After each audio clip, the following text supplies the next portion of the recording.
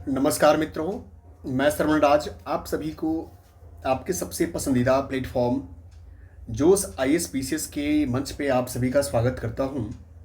साथियों, जैसा कि मैंने प्रॉमिस किया था आपसे कि 72वीं बीपीएससी एग्ज़ाम्स को लेकर के जब भी एग्ज़ाम हो, अगस्त में सितंबर में हो या नवंबर में हो, आज से लेकर के जो भी बचे हुए समय है, 2-4 महीना जो भी समय बचा हुआ है, इसमें आप लोगों ने जो अब तक तैयारी की है, इससे अगला चरण पे आते हैं, क्योंकि तैयारी का सिलसिला ऐसा है ना कि एक दिन का नहीं है, एक कंटिन्यू चलने की प्रक्रिया होती है। और अगर आप तैयारी अभी छोड़ देंगे, जैसे आपका पोस्टपोन्ड हो गया एग्जाम, अगर प्रिपरेशन छोड़ देते हैं, तो कई बार क्या होगा कि कुछ लोग ऐसे हैं जो आपके इतने मेहनत का पानी में डाल देगा। ठीक है, इसीलिए मेरा मानना है कि इस प्रिपरेशन को कंटिन्यू जारी रखिए। ठीक है, सब्जेक्ट वाइज आपका जो मैं पीवाईक्यू करवा रहा हूँ 10 वर्षों का, पिछले 10 वर्षों का बीपीएससी के द्वारा जो पूछे गए प्रश्न पत्र हैं, साथ ही यूपीपीसीएस के द्वारा, यूपीएससी के द्वारा सारे प्रश्नों को मैं पीवाईक्यू के माध्यम से आपको डिवीजन से सिलेक्शन तक का जो मेरा प्रोसेस है, जो मेरा टैगलाइन है, उसको मैं कंप्लीट करवा रहा हूँ। आप देख रहे हैं कि इस सिलसिले में आपको मैंने ज्योग्राफी करवाया है, साइंस एंड टेक करवा रहा हूँ। ऐसे ही करके जो टफ विषय जिसको कहा जाता है, उस टफ सब्जेक्ट्स को के माध्यम से मैं करवा दूंगा कि आने वाले दिनों में प्रश्न जैसा भी आए आप उसको कर ले जाएं। ठीक है, इसी को ध्यान में रखते हुए यहाँ पर देखिए, साइंस का पीवाईक्यू है, 10 वर्षों का मैं करवा रहा हूँ बीपीएससी के लिए।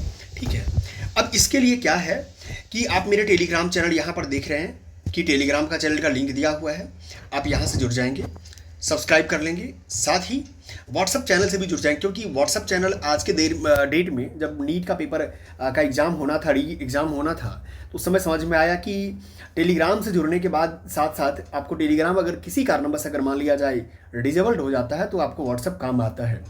साथ ही मैं आपको डिस्क्रिप्शन में जितने भी खास करके लिंक्स है मैं डाल दिया करूँगा, साथ ही व्हाट्सएप ग्रुप का मैं लिंक डाल दूंगा, आप व्हाट्सएप ग्रुप को ज्वाइन कर लेंगे। क्यों? क्योंकि अगर मान लिया जाए कि हम मेंटोरशिप लेते हैं, आपका 1-to-1 गाइडेंस मेंटोरशिप लेते हैं, तो उसके माध्यम से आपका क्या हो जाएगा कि वो चीज़ें आपके सामने रहेगा। ठीक है, चलिए अब हम लोग चलेंगे कहाँ कि आपके पेपर्स जो साइंस के क्वेश्चंस हैं, साइंस के क्वेश्चंस में जो अभी हम लोग करने वाले हैं 71st बीपीएससी का, 71st बीपीएससी का पेपर करेंगे। ठीक है, 71st बीपीएससी का पेपर करेंगे और साइंस के क्वेश्चंस को देखेंगे, जितने क्वेश्चंस आए हैं उसको इन डेप्थ स्टडी करेंगे, कि इसका आंसर से नहीं जानेंगे, आंसर के साथ साथ और ऑप्शंस रहेंगे, उसके बारे में भी हम लोग पढ़ने की कोशिश करेंगे। चलते हैं हम अपने प्रश्न पत्र, ये मेरा सेट एच है, आप इसको देख लेंगे। ठीक है,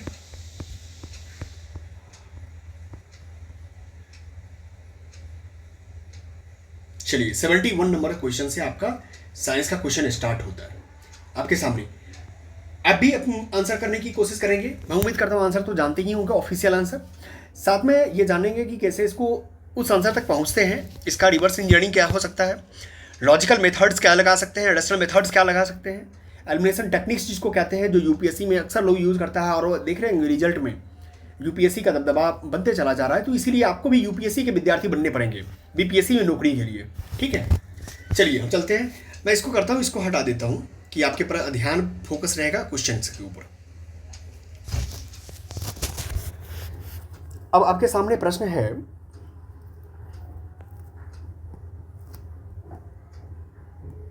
आप भी बनाइए कि इसका आंसर क्या होगा। ठीक है, हम एक लकड़ी के बक्से को 200 न्यूटन बल लगाकर, कितना लगाना है 200 न्यूटन, यानी कि आपका जो न्यूटन बल है यानी कितना हो गया 200 हो गया। ठीक है, फोर्स जो होता है,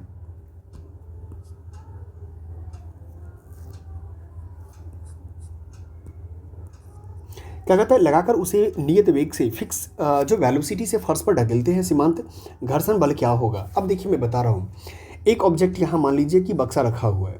ठीक है, एक यहाँ से फोर्स लगा रहे हैं आप, अगर फ्रिक्शन लगाएंगे तो फ्रिक्शन अगर मान लिया जाए ये चीज़ है यहाँ पर, तो ई फ्रिक्शन भी इसी डायरेक्शन में लगता है, यानी कि जितना अगर मान लिया जाए ई F1 हो गया, ई F2 हो गया, तो फ्रिक्शन जो लगता है F1 = F2 लगता है।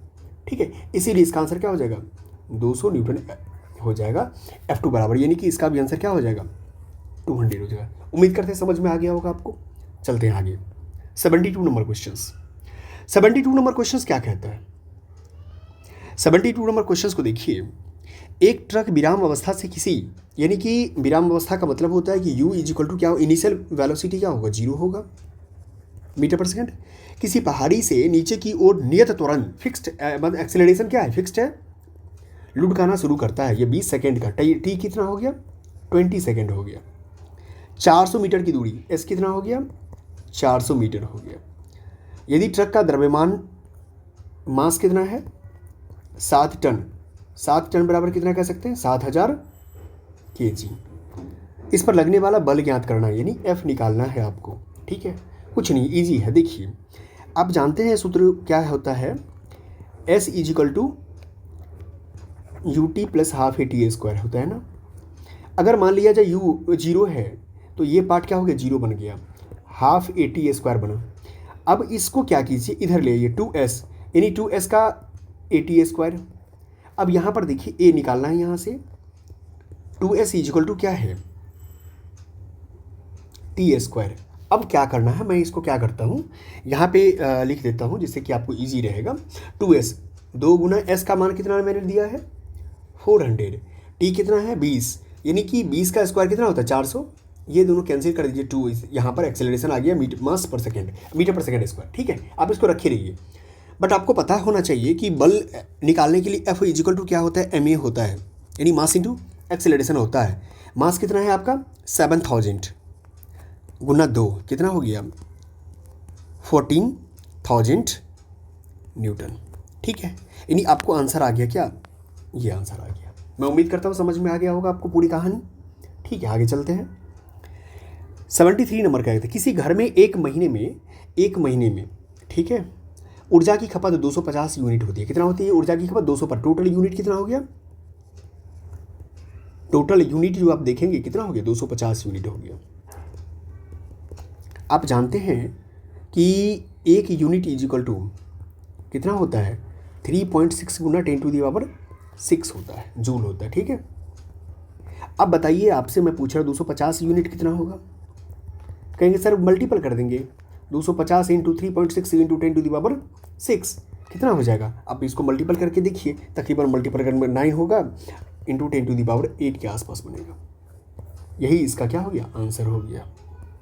ठीक है, यानी सी आंसर हो गया। उम्मीद करते समझ में आ रहा होगा। अब किसी माध्यम में ध्वनि की चाल अधिकतम क्या होगी। आप जानते हैं कि ध्वनि का, साउंड का जो वेग होता है सबसे अधिकतम कहाँ होता है, सॉलिड में होता है। कहाँ होता है, सॉलिड में होता है। अब सॉलिड यहाँ देख लीजिए, ये तो होगा नहीं, ये तो होगा नहीं। ठीक है, ये हो गया मैक्सिमम। ठीक, क्या होता है, मैक्सिमम हो जाता है ध्वनि में।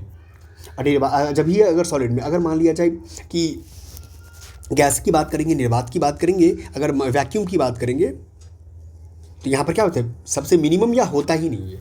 ठीक है, तो अब मान लिया हाइड्रोजन भी तो गैस है ना, तो ये नहीं होगा, इसका आंसर स्टील हो जाएगा।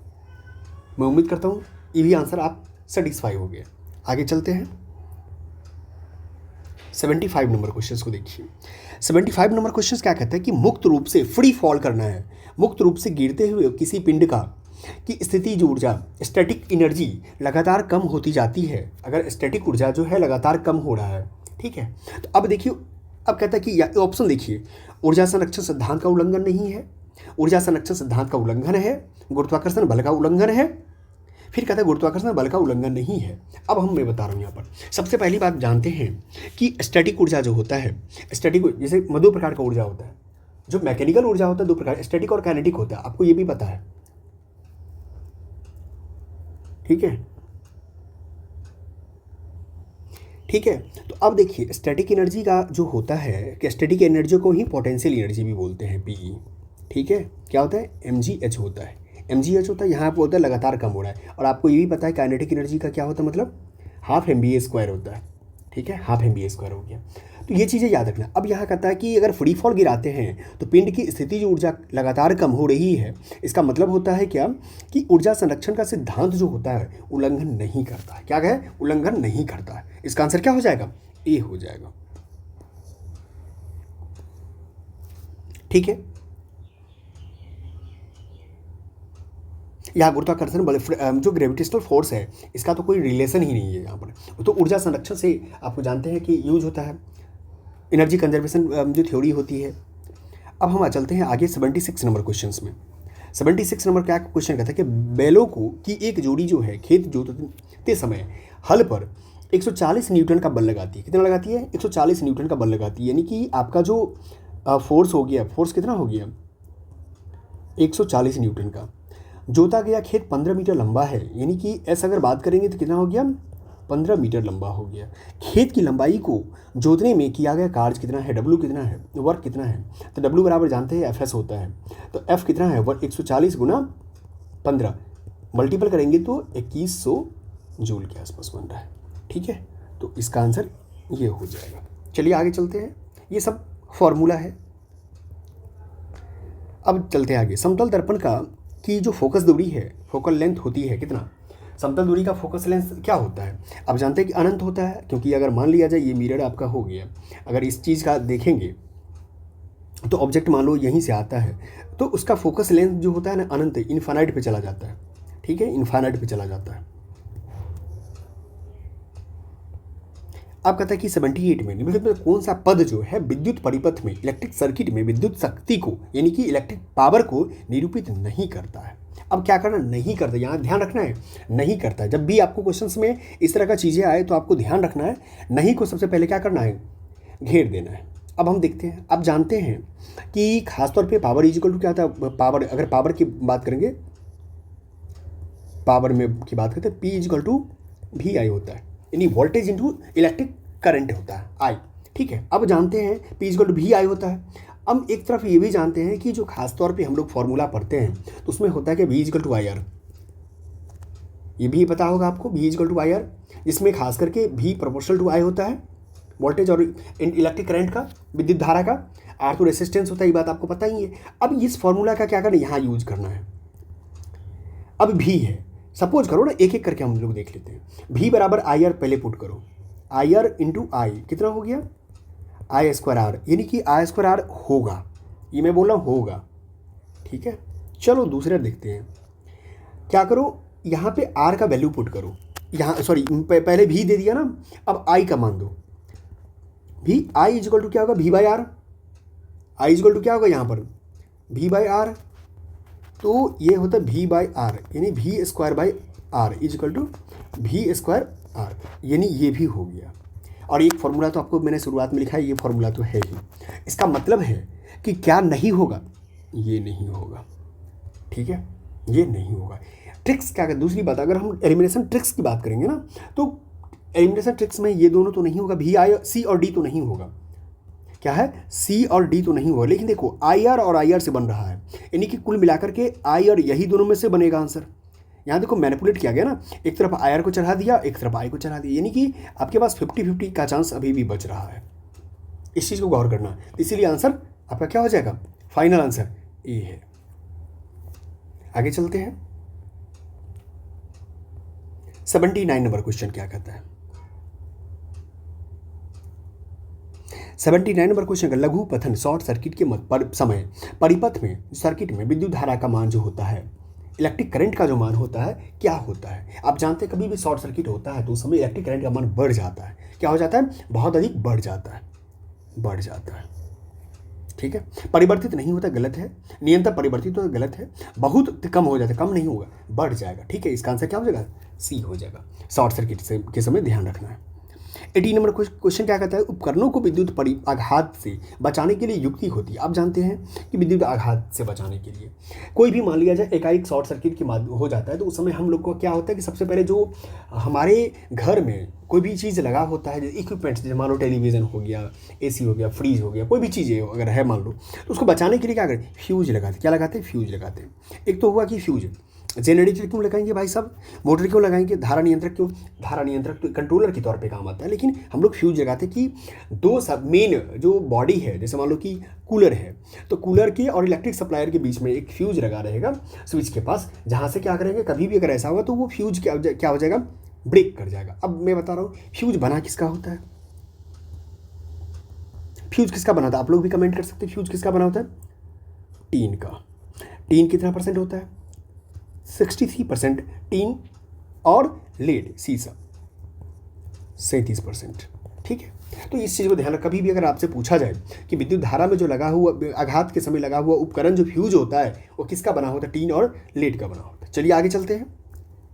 81 कहता 0.1 NHCl हाइड्रोक्लोरिक एसिड समाधान का पीएच मान क्या होगा। पीएच मान के बारे में बात करना है, आपको पता होना चाहिए, मैं लिख लेता हूँ। H+ अगर मान लो है, H+ कितना है यहाँ पे 0.1, यानी एन बोलो या मॉलिक्यूल बोलो, कोई दिक्कत की बात नहीं है, ठीक है। इसको ऑब्लिक मत समझ लेना भाई, मैं कोई एक दिया हूँ, चलो यही रहने दो, ठीक है। अब हमको जानते हैं कि पीएच का फॉर्मूला होता है -log10 H+, ठीक है। अब देखिए log10, अब H+ जो है, H+ का वैल्यू कितना है 0.1 है। अब 0.1, अब इसका जो एग्जैक्ट वैल्यू होता है ना, इसका 1 होता है। कितना होता है 1 होता है। अब इसका आंसर कितना हो जाएगा 1.0, यानी आंसर ये हो जाएगा लॉग के फॉर्मूला के बेसिस पे। अब चलते हैं हम आगे। 82 नंबर क्वेश्चन कहता है कि नीचे से रात में चमकने वाले वर्णक के रूप में कौन सा यौगिक जाना जाता है। अब फिर से पढ़िए, नीचे से रात में चमकने वाले वर्णक के रूप में कौन सा यौगिक जाना जाता है। यहाँ पर देखिए गौर करने वाली बात है ना कि ऑड चीज़ को खोजो, फाइंड करो ऑड क्या क्या है, ऑड आउट करो, ठीक है। Copper sulphide doped zinc oxide है, यूरोपियम डॉप्ड स्ट्रोंटियम एल्यूमिनेट है, barium sulphate doped collar carbonate है। अब याद रखो डॉप्ड, ठीक है। एक बात और, ऑक्साइड यहाँ पर देखो, यहाँ पर क्या है कार्बोनेट, यहाँ पर कॉपर, यहाँ जिंक। एक बात बेरियम, एक बात गौर करना, यहाँ पर यूरोपियम लिखा हुआ है, ठीक है, एल्यूमिनेट है, एक ऑड लग रहा है एकदम से, नेम वाइज भी लग रहा है ऑड है, ठीक है। इसलिए इसका आंसर क्या हो जाएगा बी हो जाएगा। एग्जैक्टली देखो पता नहीं है, क्योंकि साइंस आप एक बात याद रखना ना, कभी भी खास करके बीपीएससी या सिविल सर्विसेज जैसे कोई भी एग्जाम्स हो, चाहे यूपीएससी ही इवन क्यों ना हो, साइंस में कोई भी व्यक्ति यहाँ पर साइंटिस्ट नहीं आता है एग्जाम देने के लिए, ठीक है। और साइंटिस्ट एक साइंटिस्ट होता है, उनकी एक अपनी क्रेडिबिलिटी होती है, उनका एक अपना क्षेत्र होता है, एरिया होता है, ठीक है। यहाँ सिविल सर्विसेज में जनरलाइज्ड पर्सन आते हैं, बहुत सामान्य स्तर के स्टूडेंट भी सिविल सर्विसेज में आते हैं, इसलिए सामान्य स्तर के ही स्टूडेंट के माध्यम से समझने की कोशिश करना है कि इसका आंसर क्या होगा।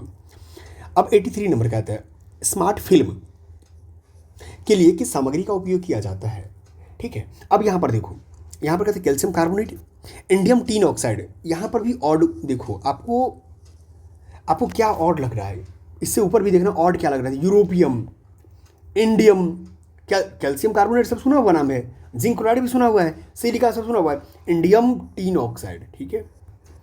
इसीलिए इसका आंसर क्या होगा बी होगा, इंडियम टीन ऑक्साइड। चलते हैं आगे, चलते हैं।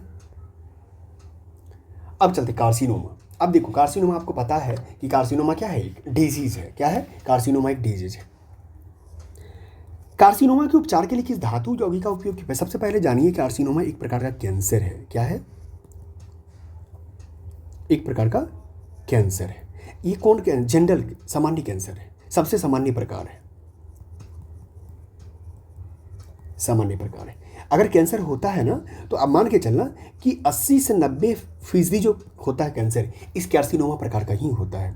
अब यहाँ पर इसमें होता क्या है ना, जनरली जो स्किन होता है, स्किन बनाने वाली जो सेल से शुरू होता है, ये स्किन सेल से ये स्टार्ट होता है, इसीलिए बहुत जल्दी कवर कर लेता है ये, ठीक है। अब यहाँ पर देखो किस धातु का उपयोग किया जाता है, इसमें क्रोमियम, प्लेटिनम, आयरन, क्लोरीन। आप लोग आंसर करो क्या होता है, इसका आंसर क्या होगा प्लेटिनम होगा, इसका आंसर क्या होगा प्लेटिनम होगा।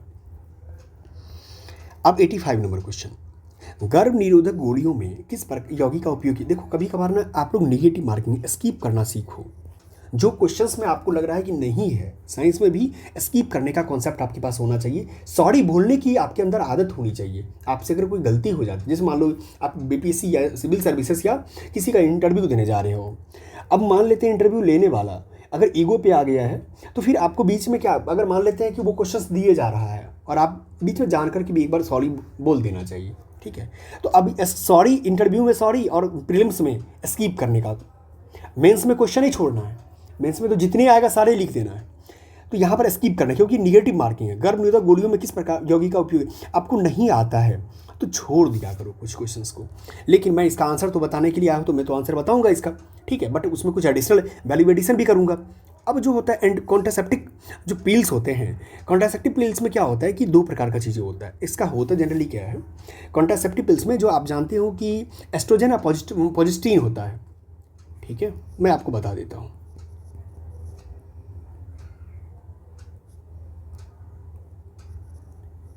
एस्ट्रोजन और एक तरफ क्या हो गया, प्रोजेस्टिन। अब ये जो एस्ट्रोजन होता है इसी को क्या करता है, ओव्यूलेशन पीरियड में जो कॉन्ट्रासेप्टिव पिल्स जो होता है ओव्यूलेशन बनने होने नहीं देता है, मतलब वो जो फर्टिलाइज एग होता है उसको रोक देता है। दूसरी बात सर्विक्स जो होता है, सर्विक्स में जो सर्विक्स को क्या करता है, थिक कर देता है, बना देता है इसका, और स्पर्म जाने से रोक देता है वो। तो ये एस्ट्रोजन है। एस्ट्रोजन में क्या हो गया, इथाइल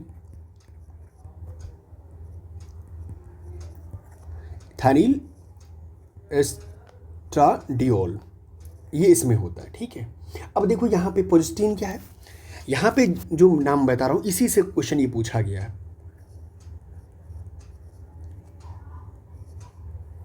गेस्ट्रियोल नहीं, लेब्रानोग्रेस्ट्रॉल हो गया। दूसरा हो जाता है नॉरइथिनेंड्रोम,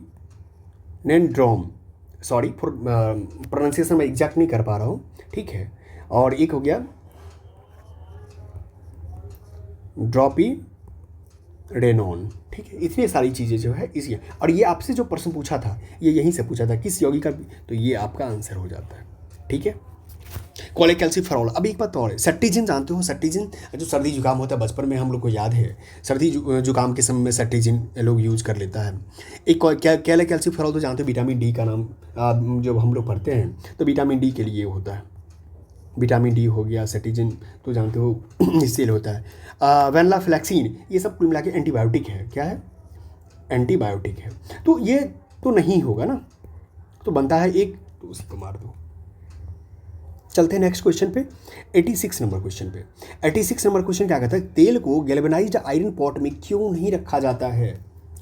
अब गौर कीजिए कि अगर ये उपरोक्त में सभी क्यों दिया है, ट्रिक्स की बात करेंगे तो इतना देर हम लोगों ने क्वेश्चन को देखा, आपने देखा, बट वहाँ नहीं था, बट यहाँ पर आपको मिल गया, इसका मतलब कुछ तो रीजन होगा।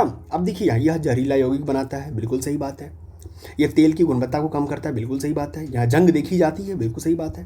तेल को गैल्वेनाइज्ड आयरन पॉट में क्यों नहीं रखा जाता है, क्योंकि आप जानते हैं गैल्वेनाइज्ड में क्या होता है, गैल्वेनाइज्ड में जिंक का यूज किया, जस्ता का यूज किया जाता है, जस्ता का यूज करते हैं हम लोग, लेप लगाते हैं, ठीक है। इसीलिए इसका आंसर क्या होगा, उपरोक्त सब। आप कहते हैं ऑक्टेन रेटिंग बढ़ाने के लिए, आप जानते हैं ऑक्टेन रेटिंग बढ़ाने के लिए पेट्रोल का क्वालिटी चेक करना होता है, ऑक्टेन रेटिंग से करता है, और C10 से डीजल का करते हैं। ऑक्टेन रेटिंग बढ़ाने के लिए कौन सी यौगिक का उपयोग किया जाता है, आप जानते हो टेल, टेल का नाम सुना है आपने, ठीक है, टेल का नाम आपने सुना होगा। तो टेल का मतलब ही होता है टेट्रा एथिलेड, क्या होता है, टेट्रा इथाइल लेड,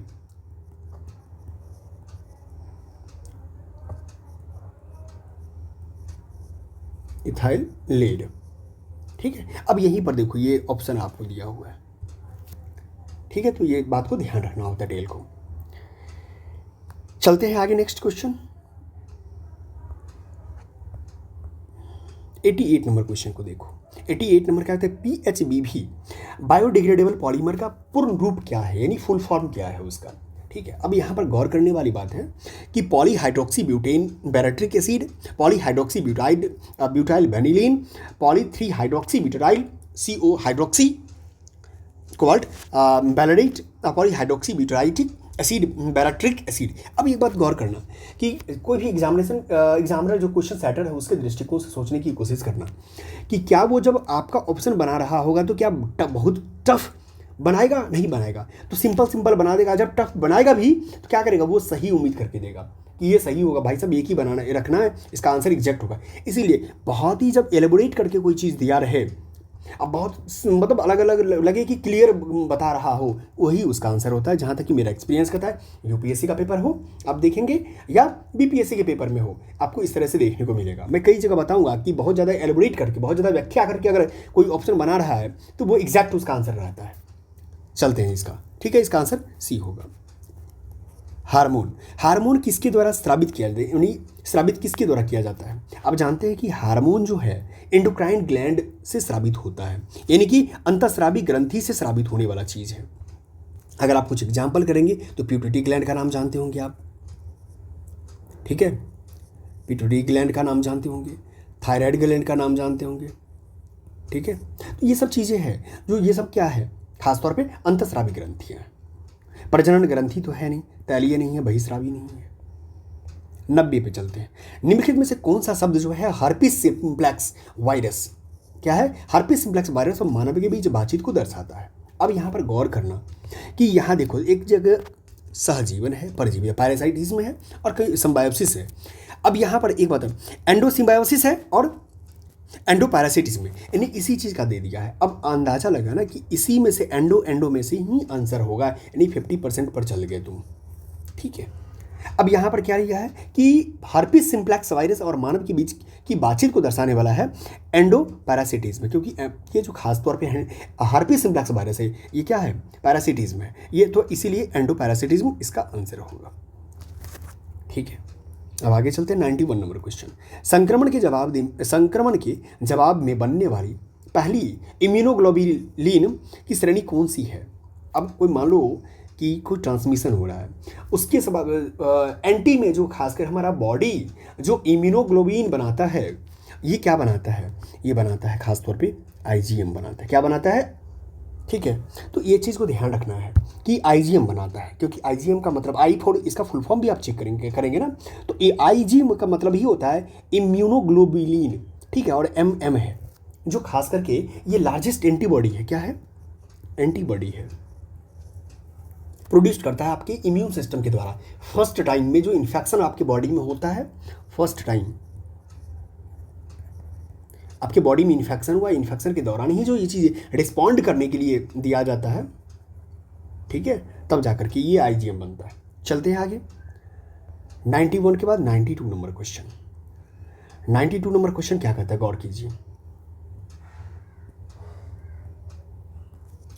जैविक झिल्ली कहते हैं, बायोलॉजिकल मेम्ब्रेन्स किससे बनी होती है, ये बायोलॉजिकल मेम्ब्रेन्स की बात। अब देखो, मैं अभी जो मैं कुछ देर पहले मैंने बताया था आपको एक क्वेश्चन में कि बहुत ज़्यादा जो अगर ये करके दिया रहेगा तो इसका आप आंसर के साथ जा सकते हो। इसके बारे में मैंने बोला था 88 नंबर क्वेश्चन के बारे में, याद करो 88 नंबर क्वेश्चन बोला था, पीएचबी का बायोडिग्रेडेबल इतना मेहनत क्यों करेगा। अब यही क्वेश्चन आप यहाँ देखो गौर करके, यही चीज़ 92 में आप बताओ। 92 में बिना हम नहीं मालूम मुझे कि बायोलॉजिकल मेम्ब्रेन किससे बनी होती है, बट आप गौर करना इस चीज़ को कि यहाँ देखना कि केवल केबल लगा है, इसमें तो कोई है ही नहीं। और यहाँ पर देखो कितनी बातें लिख के बढ़ा के दिया है, लिपिड प्रोटीन के विभिन्न संयोजन को जो प्रत्येक प्रजाति कोशिका प्रकार और अंग के लिए भी क्या किया जाता है, विशिष्ट होते हैं, इसीलिए इसका आंसर क्या होगा, ये होगा, यानी फाइनल आंसर इसका ये होगा। समझ में आ गया कि मैं किस एक्सप्लेनेशन की बात कर रहा था, किस डिस्क्रिप्शन की बात कर रहा था। चलो 92 नंबर चलते हैं, 93 नंबर।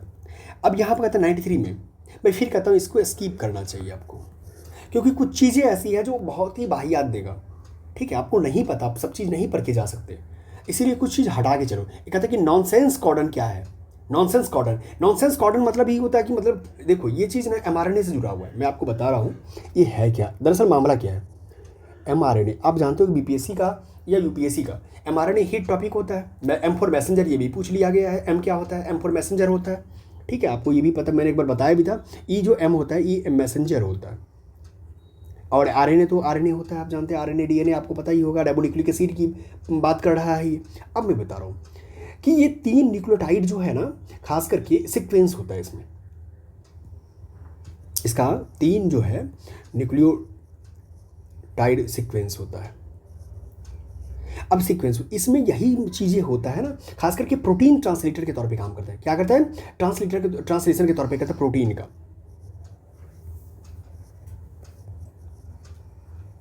ट्रांसलेशन के तौर पे काम करता है। जैसे एग्जांपल में देखो UAA, UAG और UGA।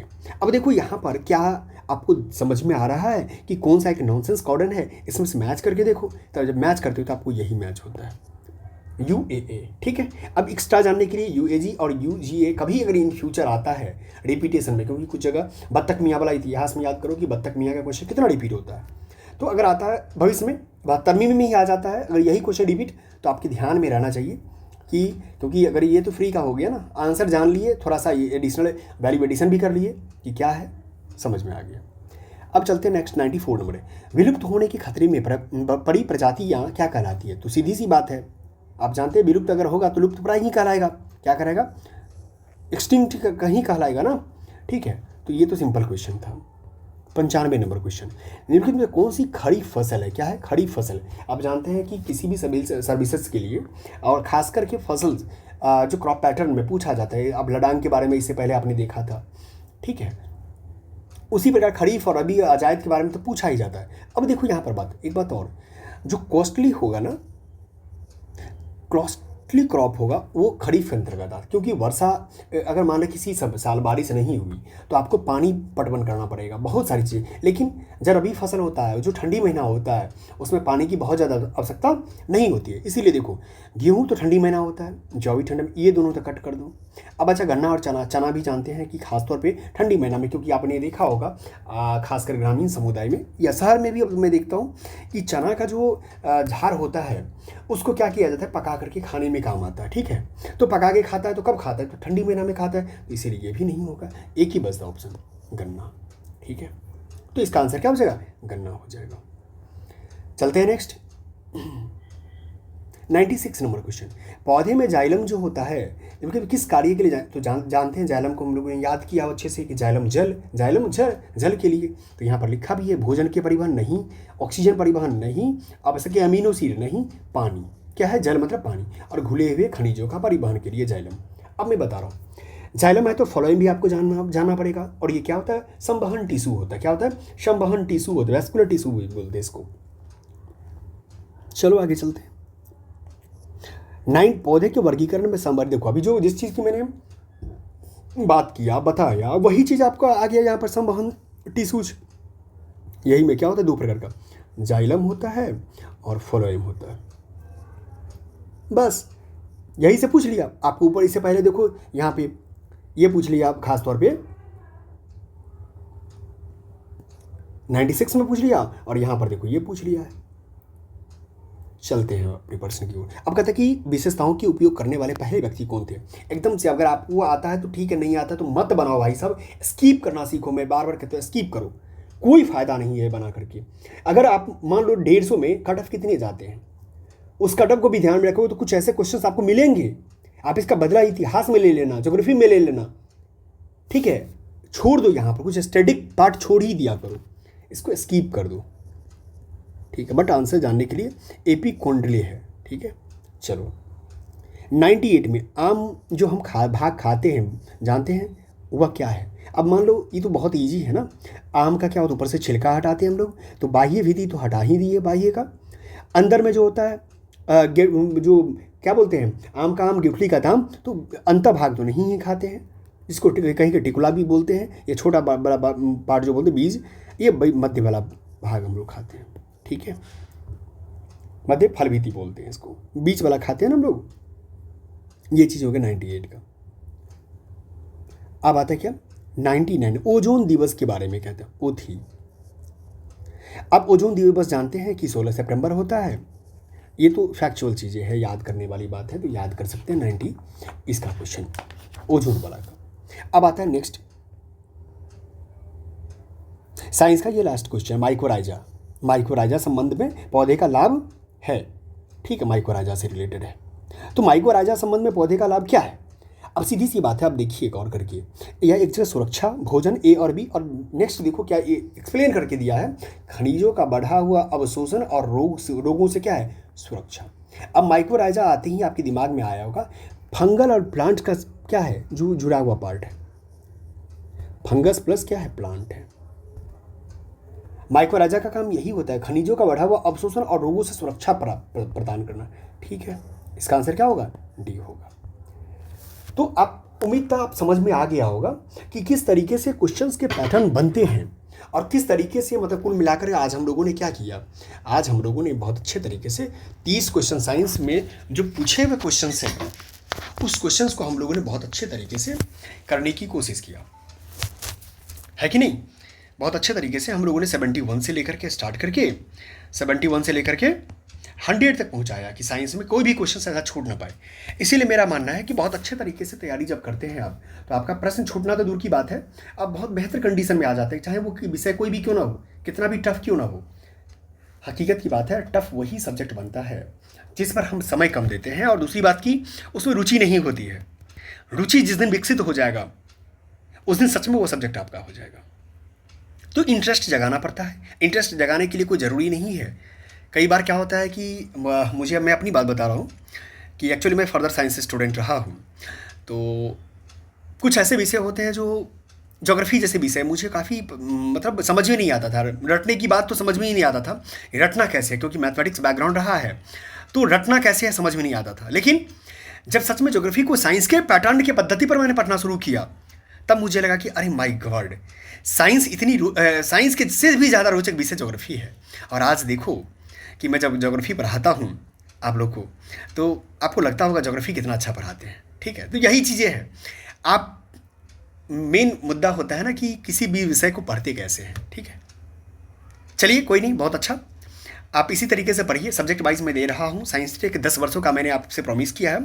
तो जितने भी सिविल सर्विसेज का एग्जाम्स हुआ है, चाहे यूपीएससी हो, चाहे बीपीएससी हो या यूपीपीसीएस हो, ठीक है, सारे प्रश्न आपके सामने रहेंगे एग्ज़ाम तक में। और आप डिस्क्रिप्शन वाले जो ग्रुप व्हाट्सएप ग्रुप है उससे जुड़ जाना, जैसे कि वहाँ पर अगर गूगल मीट का लिंक मैं दूंगा तो आप मेरे साथ डायरेक्ट 1-to-1 मेंटोरशिप में आकर के अपनी व्यक्तिगत समस्या को पूछ सकते हैं कि सर प्रीलिम्स में और अच्छा मार्क्स कैसे बढ़ाया जाए, इस सब्जेक्ट में फलाने सब्जेक्ट में मुझे बहुत समस्या आ रही है, इसको मैं कैसे आगे बढ़ाऊँ। ठीक है, तो आप इन सब तरीके के माध्यम से आप अपना क्या करेंगे, बेहतर कर सकते हैं अपने कंडीशंस को। इसीलिए आपको मैं पुनः बता देता हूँ कि जो मैंने आपको बताया है साइंस वाला रिवीजन में, ये 10 वर्षों का मैं मान के चलता हूँ। और यहाँ पर लिंक है टेलीग्राम का, जुड़ जाना, चैनल को ज़रूर सब्सक्राइब कर लेना, और व्हाट्सएप चैनल है इससे ज़रूर जुड़ जाना, और ग्रुप से तो जुड़ ही जाना। चलो बहुत बहुत धन्यवाद आप सभी को।